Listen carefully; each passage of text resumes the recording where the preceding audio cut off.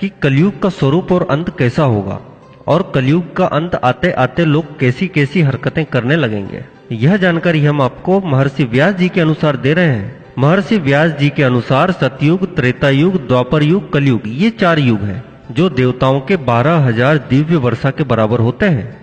समस्त चतुर्युग एक से ही होते हैं। आरंभ सतयुग से होता है, अंत में कलयुग होता है। ब्रह्मा जी कलयुग में जिस प्रकार सृष्टि का आरंभ करते हैं वैसे ही कलयुग में उसका उपसंहार भी करते हैं। अब आते हैं कलयुग पर जो अब चल रहा है। महर्षि व्यास जी के अनुसार कलयुग में मनुष्यों में वर्ण तो आप जानते ही हैं, ब्राह्मण, क्षत्रिय, वैश्य, शूद्र और आश्रम संबंधी प्रवृत्ति नहीं होगी। वेदों का कोई पालन नहीं करेगा। कलयुग में विवाह को धर्म नहीं माना जाएगा। शिष्य गुरु के अधीन नहीं रहेंगे। पुत्र अपने धर्म का पालन नहीं करेंगे। कोई किसी कुल में पैदा ही क्यों ना हुआ हो, जो बलवान होगा वही कलयुग में सबका स्वामी होगा।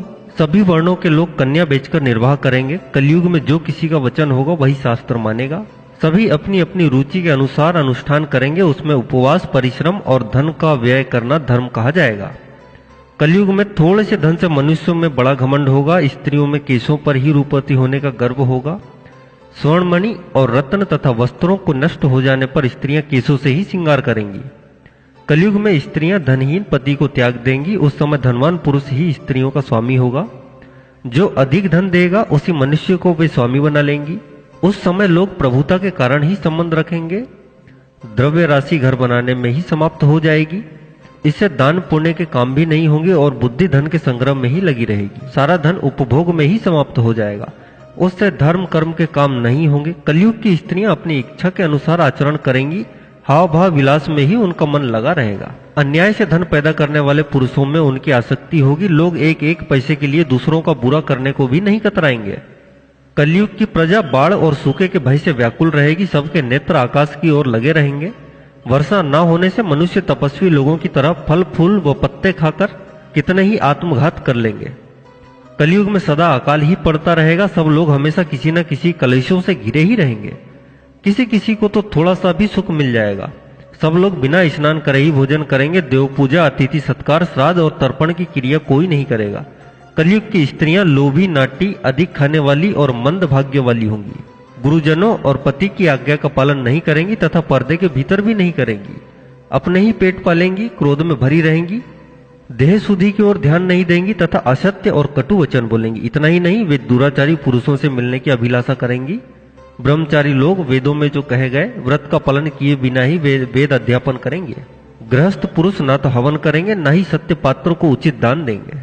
अतः इस जगत में जब जब पाखंडी वृत्ति दिखने लगे, साधु पुरुषों की हानि होने लगे, जब धर्मात्मा मनुष्यों के आरंभ किए हुए काम शिथिल पड़ जाएं, जब जब यज्ञों की अधीश्वर भगवान विष्णु का लोग यज्ञों द्वारा यजन न करें, जब वेदवाद को छोड़कर पाखंड में अनुराग बढ़ता जाए, तब तब कलयुग की वृद्धि का अनुमान करना चाहिए। उस समय पाखंड से प्रभावित मनुष्य देवताओं से क्या लेना है ऐसा कहेंगे। उस समय थोड़ी बुद्धि वाले मनुष्य मन, वाणी और शरीर से प्रतिदिन बारंबार पाप करेंगे। उस समय कोई सच्चा ब्राह्मण विरल हो जाएगा। कलयुग में समय चोर राजा जैसा बर्ताव करेंगे और राजा चोरों सा बर्ताव करेंगे। सबको धन की ही अभिलाषा होगी। स्त्रियां 16 वर्ष की आयु के पहले ही मां बन जाएंगी। स्त्रियां धन लेकर पराये पुरुषों से समागम करेंगी। शूद्र तो वक्ता होंगे और ब्राह्मण चंडाल हो जाएंगे। गौओं की संख्या घटेगी और साधुओं के स्वभाव में भी परिवर्तन होने लगेगा। आने वाले समय में 20 की उम्र में ही बुढ़ापा आ जाएगा। बात चौंकाने वाली है कि एक ऐसा भी समय आएगा जब 16 वर्ष की आयु में बाल सफेद हो जाएंगे, 20 वर्ष की आयु में बुढ़ापा आ जाएगा। ब्रह्म वैवर्त पुराण में बताया गया है कि कलयुग में ऐसा भी समय आएगा जब इंसान की उम्र बहुत कम रह जाएगी, युवा अवस्था समाप्त हो जाएगी। इस पुराण में कलयुग में किस किस प्रकार का वातावरण रहेगा, इंसानों का जीवन कैसा रहेगा, स्त्री पुरुष के बीच कैसे संबंध रहेंगे, आदि बातों की भविष्यवाणी की गई है। आइए हम आपको बताते हैं कि इस पुराण के अनुसार कौन कौन सी भविष्यवाणियां की गई हैं। कलयुग में इंसानों की उम्र बहुत कम हो जाएगी। स्त्री और पुरुष दोनों ही रोगी और थोड़ी उम्र वाले हो जाएंगे। 16 वर्ष की आयु में लोगों के बाल पक जाएंगे। यह बात सच भी प्रतीत होती है, क्योंकि प्राचीन काल में इंसानों की औसत उम्र करीब 100 वर्ष रहती थी। उस काल में 100 वर्ष से अधिक जीने वाले बहुत लोग हुआ करते थे, लेकिन आज के समय में इंसानों की औसत आयु बहुत कम हो गई है। भविष्य में भी इंसानों की औसत आयु में कमी आने की संभावनाएं काफी अधिक है, क्योंकि प्राकृतिक वातावरण लगातार बिगड़ रहा है और हमारी दिनचर्या असंतुलित हो गई है। पुराने समय में लंबी उम्र के बाद ही बाल सफेद होते थे, लेकिन आज के समय में युवा अवस्था में ही स्त्री पुरुष दोनों के बाल सफेद हो जाते हैं। जवानी के दिनों में तो बुढ़ापे के रोग लगने लगते हैं। भगवान नारायण ने स्वयं नारद को बताया है कि कलयुग में एक समय ऐसा आएगा जब सभी पुरुष स्त्रियों के अधीन हो जाएंगे और जीवन व्यतीत करेंगे। हर घर में पत्नी ही पति पर राज्य करेगी, पतियों को डांट डपट सुननी पड़ेगी, पुरुषों की हालत नौकरों के समान हो जाएंगे। कलयुग के 5000 साल बाद गंगा नदी सूख जाएगी और पुनः बैकुंठ धाम लौट जाएगी। जब कलयुग के 10,000 वर्ष हो जाएंगे तब सभी देवी देवता पृथ्वी छोड़कर अपने धाम लौट जाएंगे। इंसान पूजन, कर्म, व्रत, उपवास सभी धार्मिक काम करना छोड़ देगा। एक समय ऐसा आएगा जब जमीन से अन्न उपजना बंद हो जाएगा, पेड़ों पर फल नहीं लगेंगे, धीरे धीरे ये सारी चीजें विलुप्त हो जाएंगी और गाय भी दूध देना बंद कर देगी। समाज हिंसक हो जाएगा। कलयुग में समाज हिंसक हो जाएगा। जो लोग बलवान होंगे उन्हीं का राज चलेगा। मानवता नष्ट हो जाएगी, रिश्ते खत्म हो जाएंगे, एक भाई दूसरे भाई का ही शत्रु हो जाएगा। कलयुग में लोग शास्त्रों से विमुख हो जाएंगे, अनैतिक साहित्य ही लोगों को पसंद हो जाएगी, बुरी बातें और बुरे शब्दों का ही व्यवहार किया जाएगा। स्त्री और पुरुष दोनों ही हो जाएंगे अधर्मी।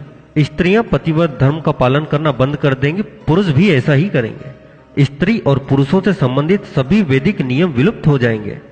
चोर और अपराधियों की संख्या बहुत अधिक हो जाएगी। इस काल में चोर बहुत ज्यादा बढ़ जाएंगे। एक आम आदमी ठीक से जीवन नहीं जी पाएगा, लोग एक दूसरे के प्रति हिंसक हो जाएंगे। कलयुग के अंतिम काल में भगवान विष्णु का कल्कि अवतार होगा। यह अवतार विष्णु यसा नामक ब्राह्मण के घर जन्म लेगा।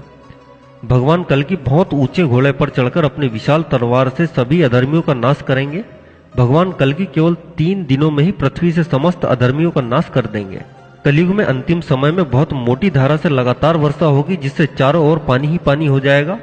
समस्त पृथ्वी पर जल हो जाएगा और प्राणियों का अंत हो जाएगा। इसके बाद एक साथ 12 सूर्य उदय होंगे और उनके तेज से पृथ्वी सूख जाएगी। कल्कि अवतार करेगा अधर्मियों का विनाश। दोस्तों, यह जानकारी हमने जो आपको दी है यह महर्षि व्यास के अनुसार थी। हमारा यह वीडियो कैसा लगा जरूर बताएं। अगर अच्छा लगा हो तो हमारे चैनल को सब्सक्राइब करना ना भूलें।